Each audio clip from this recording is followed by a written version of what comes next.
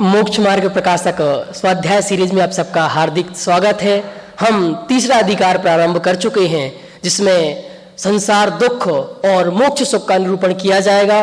कल हमने दुख का मूल कारण क्या है इसकी चर्चा की थी। अब उसके आगे विषय है कि 8 कर्मों में से ज्ञानावरण और दर्शनावरणी इस कर्म से जीव कैसे दुखी होता है, क्या इस संबंध में उसकी उल्टी मान्यता है। तो मैं जानना चाहता हूं भाई साहब कि इसके क्षयोपशम से होने वाला दुख और उससे कैसे निवृत्ति हो, हम कैसे उससे बचें, इसका उपाय आप हमें बताएं।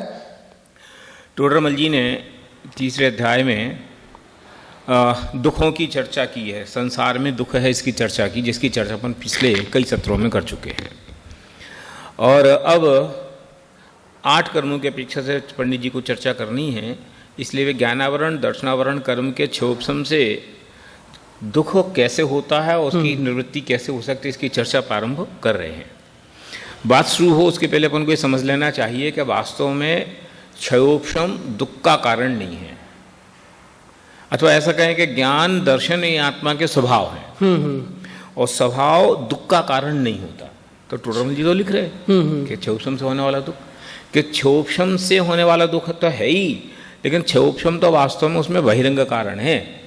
वास्तव में तो उस क्षयोपशम के साथ जो कषाय भाव है, उस क्षयोपशम के साथ जो मिथ्यात्व है तो दुख का कारण है। माने दुख का असली कारण तो है मिथ्यात्व और कषाय। हाँ। लेकिन मैं मिथ्यात्व और कषाय किसके ऊपर सवार होकर दुख देने आ रही, क्षयोपशम के ऊपर। तो सामने दिखता यह है कि क्षयोपशम दुख का कारण है। क्षयोपशम के अगर कषाय न हो तो अपने आप में क्षयोपशम दुख का कारण नहीं है। क्यों? वो तो स्वभाव भाव है। अगर हम स्वभाव भाव को दुख का कारण मानेंगे तो फिर तो बहुत बड़ी संकट खड़ा हो जाएगा।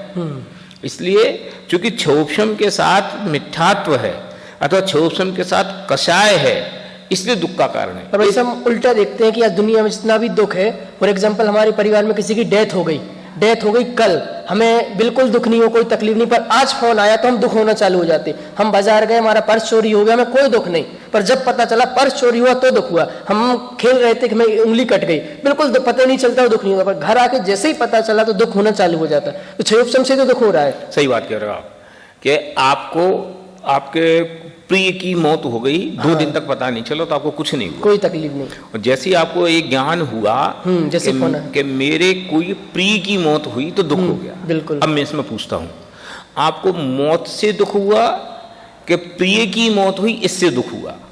प्रिय की मौत हुई इससे। क्योंकि मौत तो आप रोज जान रहे हैं। आप न्यूज़पेपर खोल के बैठते हो तो रोज 40-50 मौतों की खबर आपको दिखाई देती है डेली। रोज 40-50 जेब कतरों की खबर आपको दिखाई देती है। तो मौत का ज्ञान दुख का कारण नहीं हुआ, जेब कतरी का ज्ञान दुख का कारण नहीं हुआ। फिर दुख का कारण क्या हुआ? मेरी जेब कट गई, अच्छा, मेरे प्रिय की मौत हुई, तो दुख का कारण प्रिय की, वो मेरे और तेरे प्रिय की आ गई ना, प्रिय और अप्रिय। तो दुख का कारण तो उसमें जब वो कषाय इन्वॉल्व हुई तो दुख का कारण हुआ, और कषाय इन्वॉल्व नहीं हुई तो दुख का कारण नहीं। भाई आप कह रहे हो ना कि मरने के ज्ञान होता तो दुख हुआ और ज्ञान नहीं था तो दुख नहीं हुआ। हाँ। लेकिन ज्ञान तो आपको मरने का तो ज्ञान रोज हो रहा है कि नहीं? लेकिन मरने के ज्ञान से आपको कहाँ समस्या है? हाँ। ये तो मेरा मित्र मर गया, मेरा भाई मर गया, मेरा पिता मर गया, मेरा बंधु मर गया, इस वास्ते दुख है। तो दुख काय वास्ते हुआ? मेरा मित्र, मेरा बंधु, और इसमें से मेरा मित्र मेरा बंधु हट जाए और सामान्य मरने की बात कहो तो दुख है क्या? कि तो दुख नहीं है। हाँ। तो फिर दुख का कारण मूल क्या हुआ? अपनापन। कि दुख का मूल कारण तो वो मिथ्यात्व और कषाय है। लेकिन वो मिथ्यात्व और कषाय दुख का कारण कब बनी? कि जब वो हमारे ज्ञान में आया।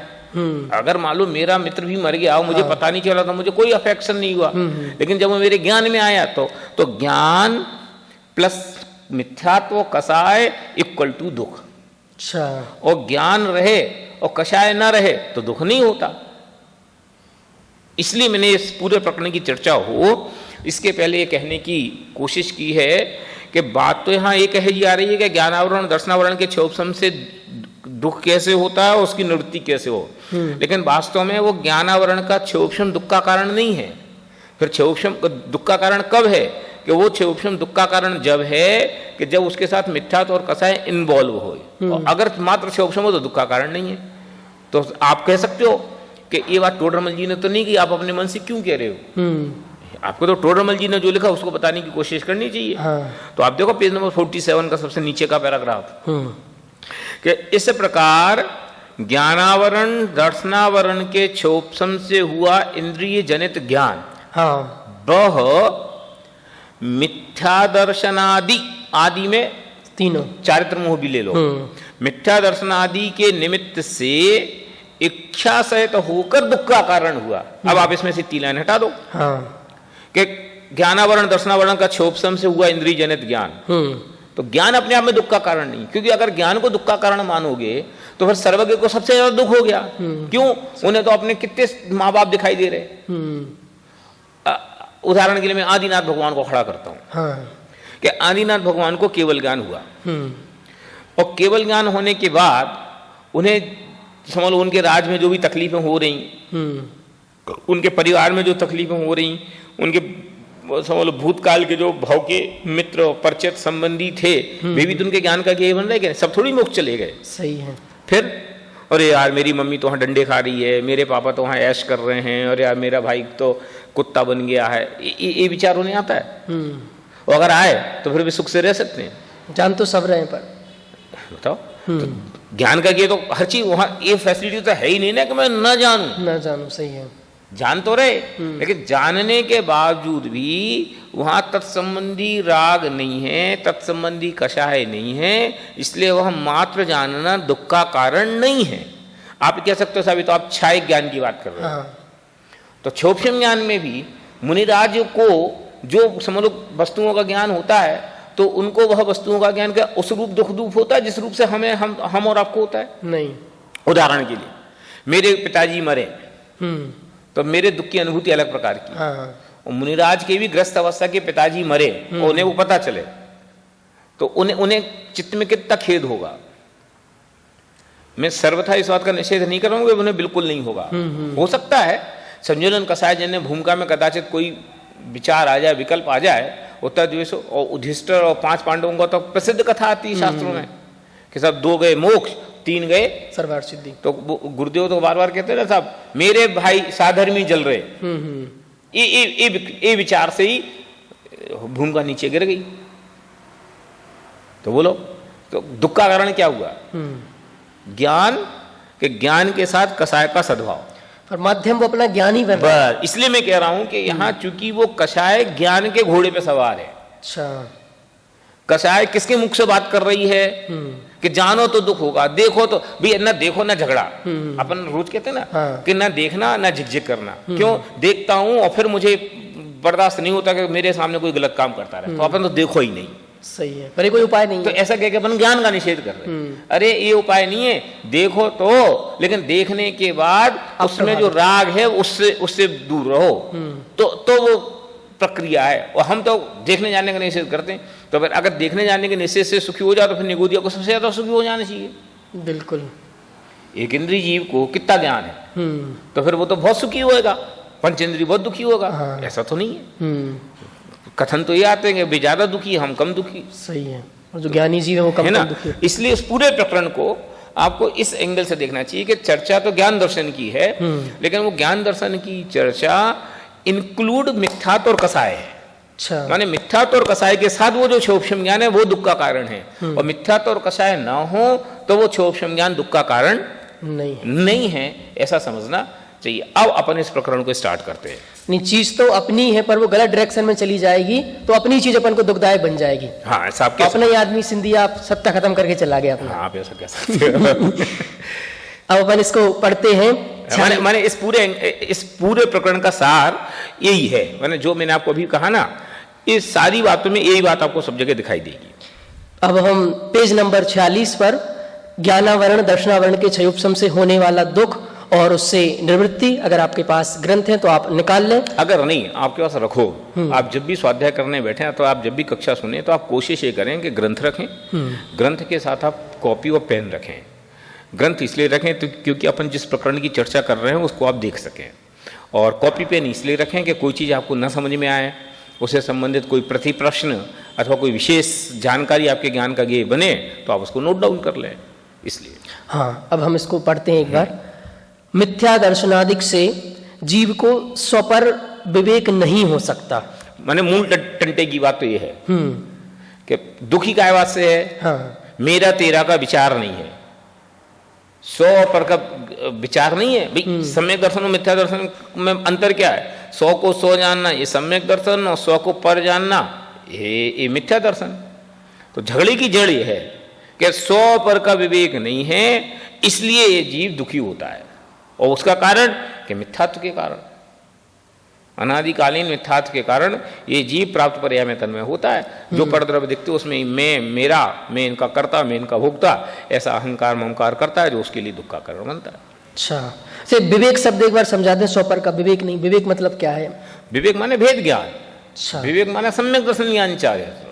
स्व और पर का विवेक नहीं है कि कौन स्व और कौन पर, ये नहीं जानता कि स्व किसको कहना, पर किसको कहना।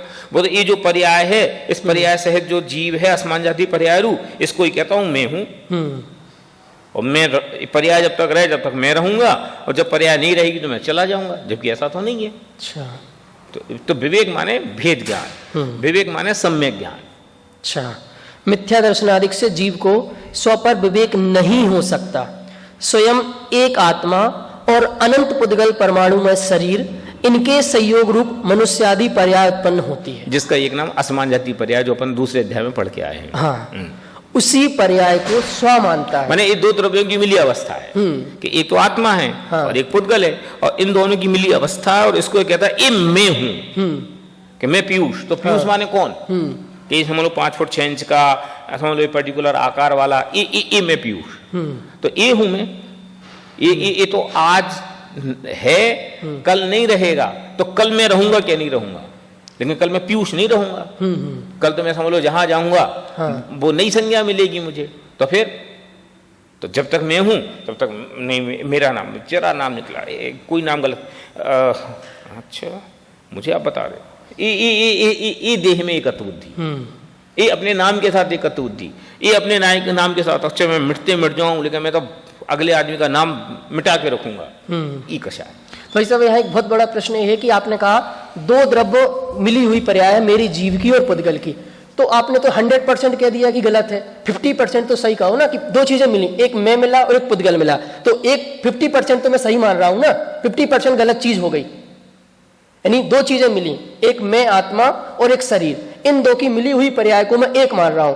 तो मैं जो दो चीजें एक हैं, तो 50% तो मैं हूं, 50% शरीर है, 50% तो सही कहो। सही बात कह रहे हो। ऐसा है कि एक गिलास दूध में 2 बूंद जहर की डाल दी, ठीक है। अब मैं पूछता हूं, ये जो एक गिलास दूध है, तो ये एक गिलास दूध और 2 बूंद जहर ऐसा है कि पूरा एक गिलास जहर है? पूरा जहर। क्यों ऐसा कहो कि 2 बूंद जहर है और एक गिलास दूध है? पूरा जहर क्यों कह रहे हो? जो इफेक्ट करेगा दूध वाला नहीं करेगा, वो जहर वाला इफेक्ट करेगा ना। सेम जवाब मेरा है कि आप ये कह रहे हो कि मैं जो मान्यता कर रहा हूं देह और आत्मा की मिलीजुली पर्याय में, यह मैं ऐसा अपनापन करता हूं, तो आधा अपनापन तो ठीक है, तो आधा अपनापन गलत है। तो गलती तो 50% है, हाँ, कि 50% नहीं है, वो 100% है। कि क्यों 100% है? क्योंकि तुमने ना तो पर का स्वरूप जाना और ना अपने का स्वरूप जाना। वो है ना सद सतोर विशेषा यद्रक्षोपलब्धि उन्मत्तवत, कि सही को भी सही जाने तो भी गलत जाने, और गलत को सही जाने तो गलत जाने ही जाने। तो आत्मा को शरीर जाना और शरीर को आत्मा जाना, तो दोनों की मिस्टेक हुई ना।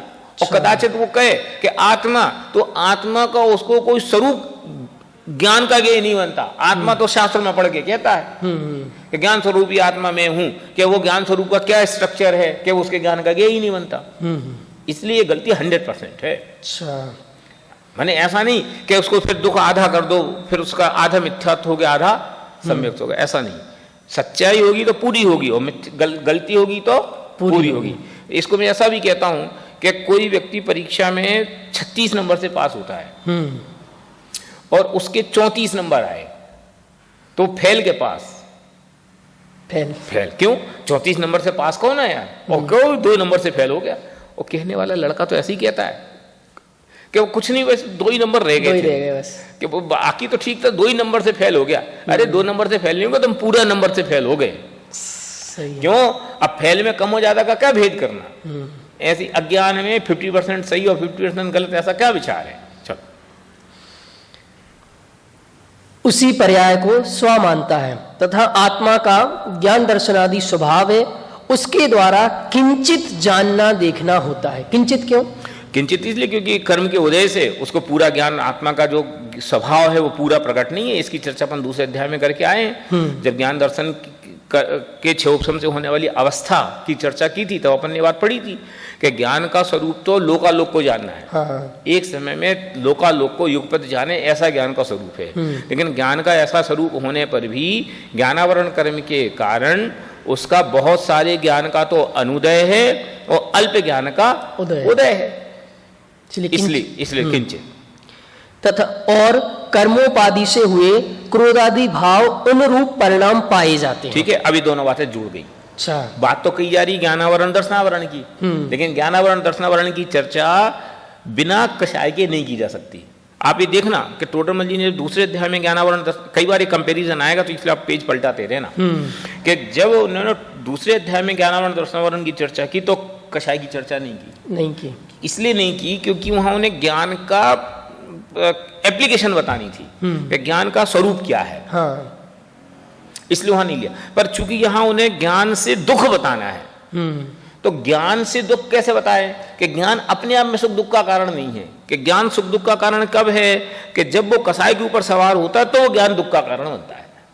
इसलिए साथ में कसाय को इन्वॉल्व किया। अच्छा, और कर्मोपादि से क्रोधादि भाव उन परिणाम रूप पाए जाते हैं तथा शरीर का स्पर्श, रस, गंध, वर्ण, स्वभाव है वही प्रकट है और स्थूल कृशादि होना तथा स्पर्श आदि का पलटना इत्यादि अनेक अवस्था होती है। इन सब को अपना स्वरूप जानता है। आत्मा का स्वभाव, आत्मा का विभाव और देह का स्वभाव, तीनों की चर्चा यहाँ कर ली। अच्छा, अब आगे चलो। मतलब 9 कर्म की जो अवस्थाएं हो रही हैं वो सब भी ले लिया। वहां ज्ञान दर्शन की प्रवृत्ति इंद्रिय मन के द्वारा होती है, इसलिए यह मानता है कि ये त्वचा, जीव, नासिका, नेत्र, कान, मन मेरे अंग हैं, इनके द्वारा मैं देखता जानता हूं। ऐसी मान्यता से इंद्रियों में प्रीति पाई जाती है। आप अगर देखो टोडरमल जी के लेखन की क्वालिटी, तो इन्होंने ये 5 इंद्रिय के क्रम लिखे ना, बिल्कुल एक इंद्रिय द्विंद्रिय के क्रम से लिखे हैं। हाँ। स्पर्शन, रसना, घ्राण, चक्षु, कर्ण, असैनी, सैनी, इस क्रम से उन्होंने इन शब्दों को क्रम से रखा। क्योंकि जिसके पास नेत्र है तो उसके आगे की 3 इंद्रियां भी उसके पास हैं, जिसके पास कान है तो आगे की 4 इंद्रियां भी उसके पास हैं, मन है माने उसका 5 इंद्रिय है ही है, तो उसी क्रम से उन्होंने उसको रखा। खैर ये तो बात बीच में आ गई कि अब ये झगड़ा क्यों पड़ा? कि झगड़ा इसलिए पड़ा कि है तो ज्ञान आत्मा का, लेकिन वो आत्मा का ज्ञान अथवा क्षोभशम वो व्यवहार में किसके द्वारा दिखाई देता है? कि थ्रू इंद्रियां। अच्छा, स्पर्शन, रसना, घ्राण, क्या जानने की शक्ति तो आत्मा की है, लेकिन वो जानने की शक्ति किसके माध्यम से जानती है? कि आंख के माध्यम से जानती है। जानने की शक्ति तो आत्मा की है, लेकिन वो किसके माध्यम से जानती है? कि कान के माध्यम से जानती है। आत्मा में इतनी शक्ति है कि इस ज्ञान में इतनी शक्ति है कि लोकालोक को जानता, पर इतनी शक्ति नहीं कि बिना पराधीनता के स्वयं जान ले। इंद्रियों की क्यों जरूरत पड़ रही? बहुत वैलिड प्रश्न है आपका, बहुत बढ़िया, मुझे अच्छा लगा कि जब ज्ञान की इतनी सामर्थ्य है कि लोकालोक एक समय में जान सके, तो फिर इतना डिपेंड क्यों हो गया? सही है कि इंद्रियों से जाने। कि एक कर्म के स्वरूप की फॉर्मेशन ऐसी है कि सामर्थ्य तो आत्मा की ऐसा ही है कि एक समय में लोकालोक को जान सके, लेकिन कर्म के उदय के कारण यह आत्मा उस रूप नहीं परिणम सकता। एक कर्म के उदय की पराधीनता है और ये अनादिकाल से ही है। हाँ। पर ये दूर हो सकती है अगर प्रयास करेंगे। अगर दूर नहीं हो तो फिर केवल ज्ञान कैसे प्रकट हो? अच्छा, केवल ज्ञान में कोई पराधीनता नहीं है, ना इंद्रियों की ना मन की। वहां ज्ञान दर्शन की प्रवृत्ति इंद्रिय मन के द्वारा होती है, इसलिए यह मानता है कि ये त्वचा, जीव, नासिका, नेत्र, कान, मन मेरे अंग हैं, इनके द्वारा मैं देखता जानता हूं। ऐसी मान्यता से इंद्रियों में प्रीति पाई जाती है। कारण का कारण है, इसलिए उनमें राग है कि हमें भोगना है, तो भोग कैसे भोगे जाएंगे कि इंद्रियों से, इसलिए उनमें राग है। इंद्रियां अच्छी रहे, इंद्रियां पुष्ट रहे, इंद्रियों को तकलीफ नहीं हो। आंखों से राग क्यों? कि उनके द्वारा दिखा जाता है, उनको स्वस्थ रहना चाहिए। ऐसा तो माध्यम है, तो माध्यम को माध्यम तो मानो, आप तो निषेध मान ही रहे कर ना, रहे हम कब मना कर रहे हैं? हम माध्यम को माध्यम नहीं मान रहे, इसकी बात कहाँ निषेध की जा रही? माध्यम है, लेकिन यही सब कुछ है ऐसा नहीं है। और दुनिया में तो ये दिखता है कि यही सब कुछ है। हाँ, सूक्ष्म ज्ञान में जब ऐसा हो तो दिखाई देता है, तो उसकी उतनी केयर भी की जाती है, उसका कोई निषेध थोड़ी है। लेकिन उसके साथ जो कसाय का व्यवहार है उसका निषेध है। अच्छा। उसके कारण जो राग द्वेष का व्यवहार है उसका निषेध है। अच्छा। तथा मोह के आवेश से उन इंद्रियों के द्वारा विषय ग्रहण करने की इच्छा होती। माने इंद्रियों के दो फंक्शन हो गए। हाँ। एक फंक्शन हो गया ज्ञानात्मक और एक फंक्शन हो गया भोगात्मक। अच्छा। उन्हीं इंद्रियों से जाना भी जाता है, उसी इंद्रियों से भोगा भी जाता है। कोई एग्जांपल? कि हमने लाल रंग देखा, तो वो भी चक्षु इंद्रिय से देखेंगे। हाँ। फिर लाल रंग देख करके मजा आ गया, इसका भोगात्मक पक्ष है। अच्छा। ये मीठा है, ये हमने जीभ से चखा, मीठा है तो मजा आ गया। ये ठंडा है, ये हमने जाना है, ये ज्ञानात्मक पहलू। और ठंडा है, मजेदार है, अरे यार नहीं यार बहुत ठंडी है, गर्म लाओ, इसका भोगात्मक पहलू। ऐसा। अच्छा। तथा मोह के आवेश से उन इंद्रिय, मतलब यहां भी मोह काम कर रहा है, उसके बिना तो कुछ है ही नहीं। मोह के आवेश से उन इंद्रियों के द्वारा विषय ग्रहण करने की इच्छा होती है, और उन विषयों का ग्रहण होने पर उस इच्छा के मिटने से निराकुल होता है, तब आनंद होता है। ये बात समझ में नहीं आई कि आनंद हो जाता है, इच्छा पूरी हो गई तो, इसको विषय मिल गया तो बहुत आनंद। सरल तरीके से समझाने की कोशिश करूं तो कोई आदमी को भूखा था 2 दिन का, और फिर उसको बढ़िया दाल बाटी मिल गई खाने को। हाँ। मजा आ गया, तृप्त हो गया, इसका नाम है आनंद। आकर के वो इच्छा मिट गई और निराकुल हो गया। आज तो भरपेट खाना खाया। लेकिन ये मजा कब आया? 2 दिन की भूख बर्दाश्त करी तब ये मजा आया। और कोई आदमी दाल बाटी खा के आया हो और फिर को कि भाई साहब बढ़िया मालपुए बने खाओ, अरे यार अभी तो नहीं। और लोग व्यवहार में जबरदस्ती खाना भी पड़े ना तो आपको सजा होती, मजा नहीं होता।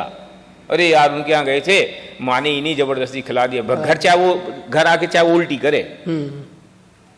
फिर मालपुए में मजा था कि मालपुए की भूख हो फिर मिले तो मजा था। भूख हो तो ये तो पूरी दुनिया को हर रोज दिखाई देता है कि नहीं? ये तो मैंने एक समझ लो इस रसना इंद्री के एंगल से बात करी। ये 5 इंद्री के संदर्भ में जानना चाहिए। जिस चीज की इच्छा हो और फिर वो मिले तो मजा आता है, और इच्छा न हो और फिर मिले तो किसको मजा आता है? कोई मजा नहीं। अब मैं संगीत सुनना चाहता हूँ और फिर संगीत मिले तो मजा आता है, और मैं संगीत नहीं सुनना चाहता और फिर भी तुम बजाओ तो वो कान फोड़ू दिखाई देता है। अरे यार बंद करो।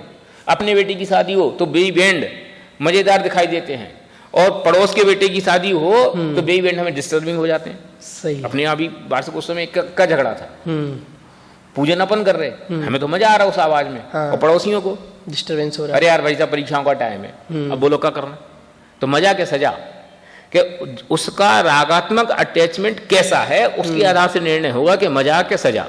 अपने आप में वो साउंड का जानना न सुख का कारण है न दुख का कारण है। उसके साथ जब आप रागात्मक एंगल से जुड़ते हो तो वो सुख का कारण बनती है, और जब द्वेषात्मक एंगल से जुड़ते हो तो वो चीज आपको दुख का कारण बनती है। सीधी सी बात है। तो विषयों का ग्रहण होने पर उस इच्छा के मिटने से निराकुल होता है। क्यों? क्योंकि विषय का ग्रहण हुआ तो उसकी इच्छा पूरी हो गई। हाँ। तो इच्छा पूरी हुई तो उसको लगता है तृप्ति आ गई, मजा आ गया। पैसा कमाने की इच्छा थी, पैसा आ गया, बहुत बढ़िया। तो इससे सिद्धांत निकल के आ रहा है कि इच्छा है तो दुख है, और इच्छा खत्म होती है तो दुख होता है। 100% दुख सुख होता है, दुख कम हो जाता है। हाँ बिल्कुल। तो पूरी दुनिया में आज जो लोग सुखी हो रहे हैं और दुखी हो रहे हैं वो इसका एक प्रैक्टिकल इस वाले मुद्दे की चर्चा टोडरमल जी भी और आगे करने वाले हैं, अच्छा। इसलिए अपन फिर से वहां करेंगे। जैसे कुत्ता, देखो कुत्ता बढ़िया उदाहरण दिया कि कुत्ता हड्डी चबाता है तो उससे अपना लोहू निकले, उसका स्वाद लेकर ऐसा मानता है कि यह हड्डियों का स्वाद है। अब क्यों? क्योंकि उसको जो मजा आया ना, तो वो मजा तो विषयों को जानने का था। तो जानना तो आत्मा का गुण है। हाँ। तो मजा तो वो ज्ञान का विषय था, लेकिन वो ज्ञान को तो पहचानता ही नहीं है। वो क्या जानता है कि लड्डू में मजा आया, लड्डू हाथी को खिलाओ, हाथी को चाहे घास खिलाओ चाहे लड्डू खिलाओ, अथवा जिस आदमी को जिस चीज का स्वाद नहीं है, जो उसको पसंद नहीं है, वो उसको खिलाओ, अच्छा। भाई, जिसको लड्डू अच्छा लगता है उसको लड्डू मजा देता है, और जिसको लड्डू बुरा लगता है, होता है ना कई आदमियों को ऐसा, उन्हें खाने में ये पसंद है, ये पसंद नहीं है। तो जिसको जो पसंद है वो उसको खिलाओ तो मजा आता है, और जो पसंद नहीं है वो तो मजा काहे से आ रहा है? ज्ञान से। तो जिस प्रकार कुत्ता हड्डी चबाता है तो हड्डी में अपने आप में कुछ नहीं है, हड्डी जीरो है, लेकिन उसको मजा काय बात से आ रहा है कि आ तो अपने जबड़ों का खून रहा है और समझ के आ रहा है हड्डी में से आ रहा है, तो उसको मजा तो खून का है, लेकिन वो खून हड्डी में से आ रहा है ये ज्ञान नहीं है। तो खुद के ही खून को हड्डी का खून समझ के मजा कर रहा है और हड्डी को लगातार चबा रहा है, और परिणाम स्वरूप क्या हो रहा है कि खुद के जबड़े खराब हो रहे हैं, बिल्कुल खुद का मुंह खराब हो रहा है। ऐसी अपना कि सुख तो है वो ज्ञान का, अच्छा, वो आत्मा की संपत्ति, और आत्मा को नहीं जानता और विषयों को ग्रहण करते हुए विषयों से सुख आता है, इसलिए विषयों को ग्रहण करता है। तो नुकसान क्या कर रहा है? झगड़ा चबा रहा है, तो नुकसान तो किसका हो रहा है? आत्मा के ज्ञान गुणगान लगातार नुकसान हो रहा है, व्यर्थ जा रहा है, इस फैक्ट को नहीं पहचानता। ये एक उदाहरण बहुत मनन करने लायक है, खास करके इस संदर्भ में। मतलब पूरा जो सुख है वो सिर्फ ज्ञान में है, इन चीजों में रंच मात्र भी सुख नहीं। अब 1 लाख चीजों के ऐसे उदाहरण हम आपको खड़े करके दिखा सकते हैं कि जब तक तत्संबंधी कषाय हो, तत्संबंधी ज्ञान हो, तो ही वो सुख दुख की अनुभूति होती है, और नहीं हो तो उसके सुख दुख की अनुभूति का कोई लेना देना नहीं होता। अच्छा। अब मैं कहता हूं कि हमारे पिताजी मर गए, जो तुमने अपनी शुरुआत में बात की थी, तो वो सुख दुख काय से आया? ज्ञान से, और अपनेपन के ज्ञान से। और अपनेपन का ज्ञान ना हो तो फिर वो ज्ञान मात्र, उसमें सुख दुख का कोई लेना देना नहीं है, ऐसी बात है। अच्छा, फिर से पढ़ते हैं। जैसे कुत्ता हड्डी चबाता है, उससे अपना लहू निकले, लहू मतलब होता है खून, अपना खून निकले, उसका स्वाद लेकर ऐसा मानता है कि यह हड्डियों का स्वाद है। उसी प्रकार यह जीव विषयों को जानता है, उससे अपना ज्ञान प्रवर्तता है, उसका स्वाद लेकर ऐसा मानता है कि यह विषय का स्वाद है। सो विषय में तो स्वाद है नहीं। इंपॉर्टेंट बात है कि वो जो समझ लो गाना सुन करके उसको मजा आया, तो गाना में अपने आप में मजा नहीं है। शब्द तो शब्द है, ध्वनि तो ध्वनि है। वो लड्डू में लड्डूपन आए, उसमें मजा आ जाता है। सही कह रहा है, बिल्कुल प्रैक्टिकल देखते हैं कि एक लड्डू हमने पहले खाया था तो मजा कम आया, फिर खाया तो थोड़ा कम आया, फिर खाया तो मजा खत्म हो गया, तो हमने खाया तो मजा आया, आपने खाया तो मजा नहीं आया। तो वो तो गे है, बिल्कुल। अब उसमें ये अच्छा गे, ये बुरा गे, ये मजेदार, ये मजेदार नहीं, ये कषाय का व्यवहार। अच्छा, उसी प्रकार यह जीव विषयों को जानता है, उससे अपना ज्ञान प्रवर्तता है, उसका स्वाद लेकर ऐसा मानता है कि यह विषय का स्वाद है। सो विषय में तो स्वाद है ही नहीं, स्वयं ही इच्छा की थी, उसे स्वयं ही जानकर स्वयं ही आनंद मान लिया। माने अपने आप कुछ भी ठोकते रहो। माने ऐसे कहते हैं आभासी मजा है, मजा तो नहीं था लेकिन हमने मान लिया, मजा आ गया, पूरी दुनिया से चल रहा। अब थोड़ा उदाहरण खराब है, लेकिन कह देने में कोई बुराई नहीं है। अब खैर नहीं बोलता हूँ, ऑनलाइन प्लेटफॉर्म पे ये बात बोलना अच्छा नहीं लगेगा। ऐसे हम कितनी आभासी वस्तुओं के साथ, अब मैं कहता हूँ ये डिजिटल प्लेटफॉर्म पे हम लोगों के साथ चैट करके मजा करते हैं, ये क्या है? आभासी दुनिया तो है, सही है, मजा मान रहे। इसमें फिजिकल का है कि नथिंग, ऐसे ही है। फिजिकल भी जब तक ज्ञान है तो ज्ञान का मजा खत्म, तो चीज का मजा खत्म। परंतु मैं अनादि अनंत, अब मैं इसको, इस उदाहरण को ऐसे भी कह सकता हूँ, जैसे छोटे बच्चे होते हैं ना, गुड्डा गुडियों का ब्याह रचाते हैं। हाँ। अथवा किचन बनाते हैं, तो अब उसने किचन बनाया, फिर वो आपके पास एक कटोरी में लेकर जाएगी, लो चाय, फिर आप मना कर दो तो गुस्सा हो जाएगी, चाय पी ली, पूछे कैसे, अच्छी लगी, तो उसको कितना मजा आता है, ऐसे इसको तृप्ति होती है जैसे सम्यक दर्शन हो गया हो। मुझे ये बताओ कि उसको, उसने अपने पापा को चाय बना के पिलाई, वो नकली गुड्डा गुडियों के खेल की, तो उसमें तुमने उसकी जो अनुमोदना करी अथवा उसमें जो उसके साथ इन्वॉल्वमेंट किया, उस इन्वॉल्वमेंट से उसको कितना मजा आया, वो मजा कितना सच्चा कितना झूठा। अच्छा तुम कहते हो थू थू गंदी बनी, अब रोने लगती है। अब बोलो इसका ये जो रोना है असली के नकली अपन तो समझ रहे हैं ना। तो जैसे वो छोटी सी बच्ची का व्यवहार नादानी भरा लगता है, हम सब भी ये ऐसी आभासी दुनिया में गुड्डो गुडियों का खेल नहीं खेल रहे। बिल्कुल, सोचो आप, भाई वो निर्जीव वस्तु के साथ ये बारबी डॉल, ये इसकी दुल्हन, ये इसका हस्बैंड और इसके बच्चे इसको स्कूल लेके जा रहे, इसको तैयार करा रहे, ये कर रहे, उसकी वो आभासी दुनिया और हमारी आभासी दुनिया ये सब। अभिनंदन जी अभी प्रवचन था ना अपना यहाँ वार्षिक उत्सव, कितनी बढ़िया। अरे मरने के बाद कौन कहाँ किसको मिलने वाला है बताओ? ये इसका चाचा, ये इसका मामा, ये इसकी ताऊ, इसकी ताई, कौन किसको पहचान रहा है? कितने रास्ते। और हम ये मेरा बेटा, ये बिल्कुल डिट्टो आभासी दुनिया दिखाई देती। वही कल के दिन कुत्ता बन के आ जाए तो घर में रखेगा, डंडा मार के भगा देगा। वर्तमान युग में ऐसी हजारों कथाएं मिल जाएंगी आपको। हैं? अब बोलो, माने जिस कछुआ के लिए, माने वो सेठ जी के लिए वो दीपक में तेल डालने के लिए बैठ गई और वही कुएं का मेढक बन गया और फिर उसको हैरान करे तो उससे डरे। और अब बोलो क्या करना? सही है। बिल्कुल, मैं कहता हूँ बिल्कुल ऐसी आभासी दुनिया है। यद्यपि ये कहने में ऐसा लगता है ये सब लोग नेगेटिव माइंड के लोग हैं, पता नहीं कैसे लोग हैं। हाँ। लेकिन जरा थोड़ा लंबे स्पान का विचार करो, और बड़ा दृष्टिकोण से सोचें तो आपको ये बिल्कुल डिट्टो ऐसे ही दिखाई देगा कि जिनेंद्र जी और हमारी दोस्ती, अथवा एक कितने दिन की क्या उम्र इसकी, कोई फिक्स नहीं। सोचो, और फिर उसी में हम लठा लठी करें, मैं तेरा तू मेरा, मैं तुम्हें देख लूंगा तो हमें देख लेंगे, तो हमें बचा लोगे हम तुम्हें बचा लेंगे। क्या मतलब है इन बातों का? ये बिल्कुल बातें वैसी फर्जी हैं जैसे वो गुड्डा गुड़ियों का खेल खेलने वाली लड़की का काम फर्जी है, लेकिन वो उसमें हर्ष विषाद मानती है। तो जैसा उसका हर्ष विषाद बिल्कुल औपचारिक है, बिल्कुल झूठा है, ऐसे ही अपना हर्ष विषाद झूठा है। बिल्कुल। और इसका ज्ञान हो जाए तो जैसे उसको सम्यक दर्शन हो जाए, भाई थोड़ा बड़ा होते ही अपन को ख्याल में आ जाता है ना कि गुड्डी गुड्डियों का खेल था, ये असली नहीं था, तो उसको सम्यक दर्शन हो गया कि नहीं? फिर उससे कहो तो ये छोड़े छोड़े कुछ लेना देना नहीं, उसे विरक्त हो जाती है। ऐसे ये ज्ञान अपन को हो जाए कि ये भी एक प्रकार का गुड्डो गुड्डियों का खेल है, तो सम्यक दर्शन नहीं हो गया। बिल्कुल। बोलो, और तत्संबंधी राग द्वेष अपने आप खत्म नहीं हो जाएंगे? ये फीलिंग हमें व्यवहार में दिखाई देती है कि नहीं दिखाई देती? सोचो, माने ये बात करो ना तो रोमांच होए। सही है। माने हम कितने पागल बने हैं। अब हम पागल बने, अथवा ऐसा समझो कि कर्म का उदय कैसा विचित्र है कि ज्ञान में लगातार ये बात स्पष्ट होने के बाद, अभी दादा खास करके वो भरत के वैराग्य के संदर्भ में बहुत प्रश्न मेरे दिमाग में होते हैं।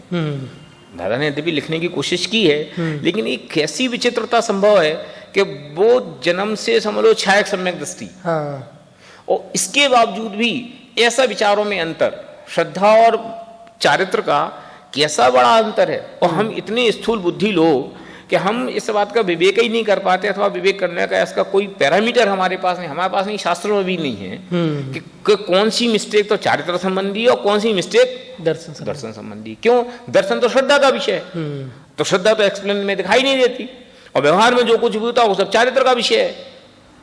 तो उसी को आप चाहो तो श्रद्धा संबंधी दोष पे ले जाओ, उसी को चाहो तो चारित्र संबंधी दोष पे। कैसी विचित्रता है। माने ज्ञान में पक्की होने के बावजूद भी, दादा कई बार प्रवचन में कहते हैं ना कि गुण स्थान एक, और इसके बावजूद भी वो सर्वार सिद्धि के का स्वधर्मेंद्र अहमेंद्र, फिर नौमिक रैवक के, फिर इधर स्वधर्मेंद्र, फिर इधर मनुष्य माने चौथे गुण स्थानवर्ती अविरत सम्यक दृष्टि श्रावक, और फिर उधर और थोड़े और नीचे जाओ तो स्वयंभू रमण समुद्र के मत्स्य, ठीक है, और फिर और नीचे जाओ तो नरक में जो सम्यक दृष्टि जीव हैं वे। अंतर की परिणति सबकी लगभग एक सी, लगभग एक सी। मैं जानबूझ के कह रहा हूं, तो मैं झगड़े में नहीं पड़ना चाहता। सही है। लेकिन बहिरंग का विचार, व्यवहार, व्यापार कितना जुदा जुदा, सबका अलग अलग, और एक हो ही नहीं सकता, सबके कर्म को अलग अलग है। तो यही मैं कह रहा हूं, इसकी विभाजन रेखा क्या है, कि इसकी विभाजन रेखा बताना बहुत कष्टदायी काम है। बिल्कुल। तो हर व्यक्ति अपनी निर्णय कर सकता है। परंतु मैं तो अनादि अनंत ज्ञान स्वरूप आत्मा हूं, ऐसा नी केवल ज्ञान का तो अनुभव। केवल ज्ञान का अर्थ केवल ज्ञान स्वभाव। यहाँ केवल ज्ञान माने केवल ज्ञान पर्याय की बात नहीं है। आत्मा को जो द्रव्य स्वभाव है उसकी बात है कि आत्मा को वो ज्ञान रूप अनुभव करे, आदानान प्रमाणम, ये उसकी बात है। मतलब सिर्फ आत्मा का काम जानना है, इसके अलावा ये मोहराग दुष्ट करना आत्मा का काम नहीं। तथा मैंने नृत्य देखा, राग सुना, फूल सूंघे, पदार्थ का स्वाद लिया, पदार्थ का स्पर्श किया, शास्त्र जाना, मुझे यह जानना, इस प्रकार ज्ञेय मिश्रित ज्ञान का अनुभवन है, उससे विषयों की ही प्रधानता भाषित होती है। इस प्रकार इस जीव को मोह के निमित्त से विषयों की इच्छा पाई जाती है। ठीक है, अब आगे चलो, थोड़ा बस कोई अगर समझा दे। ये अपन कर लिया ना अभी, तो इसी की तो विस्तार लगातार ज्ञेय मिश्रित ज्ञान का अनुभव, क्योंकि अपन ऐसे हर लाइन का करेंगे तो अपन आगे बढ़ेंगे नहीं। देखो, ज्ञेय मिश्रित ज्ञान, ये समय सार में कलश है ना, कि वो हाथी वो घास को खाता है तो नाज सम्मिलित घास को ज्यों खावे गजराज, उसको समझ में नहीं आता कि कौन घास है और कौन क्या है। इस तरह में ज्ञेय मिश्रित ज्ञान, कि ज्ञान तो आत्मा का है, लेकिन ज्ञान आत्मा का होने पर भी उसमें ये लड्डू का ज्ञान, ये बेटे का ज्ञान, ये दुश्मन का ज्ञान, ये शत्रु का ज्ञान, ये ऐसा कर करके उसको मिश्र करके देखता है कि ज्ञान तो आत्मा का स्वभाव है और बाकी सब चीजें उसमें है ही नहीं। माने ज्ञान को अफेक्टेड कर सके ये सब कोई व्यवहार दुनिया में है ही नहीं, ऐसा उसको अलग से नहीं दिखाई देता। तो इसका नाम है वो ज्ञेय मिश्रित ज्ञान को ग्रहण करता है। ये ज्ञान में घुसता नहीं है, दोनों एक होते नहीं, पर दोनों को एक मानता है बस। अच्छा, इस प्रकार उससे विषयों की ही प्रधानता भाषित होती है। इस प्रकार इस जीव के मोह के निमित्त से विषयों की इच्छा पाई जाती है। ठीक है भाई, सुखी होना है ना, तो सुखी होने का रास्ता क्या है? हाँ, कि सुखी होने का रास्ता तो आत्मा में रमना है। क्यों? सुख तो ज्ञान से आएगा। अभी ज्ञान से तो सुख जानता नहीं। सुख कैसे जानता है? कि फला चीज ग्रहण करूं तो सुखी हो जाऊंगा, फिर फला चीज ग्रहण करूं तो सुखी हो जाऊंगा, फला चीज ग्रहण करूं तो सुखी हो जाऊंगा। ऐसा जानते हुए नाना प्रकार के ज्ञेयों के ग्रहण त्याग के विकल्प में लगा रहता है। क्यों? क्योंकि उसने तो ये जान रखा है कि सुख का साधन तो बे है, सुख का साधन ज्ञान ये का जाना, इसका नाम है ज्ञेय मिश्रित ज्ञान का अनुभव करता है, इसलिए विषयों का ही अनुभव करता है। अच्छा, इस प्रकार हमने आज यहाँ तक चर्चा की, बहुत ही मार्मिक चर्चा आज हुई। इसके बाद की जो इसकी और विस्तार से चर्चा है अभी क्रम से ही चलने वाली है, वो चर्चा हम अपनी अगली क्लास में करेंगे। अगर आप अभी तक कुछ से नहीं जुड़े हैं तो ये नीचे नंबर दिए हैं, इन पर संपर्क करके आप कुछ से जुड़ सकते हैं। सभी को सादर जय जिनेंद्र।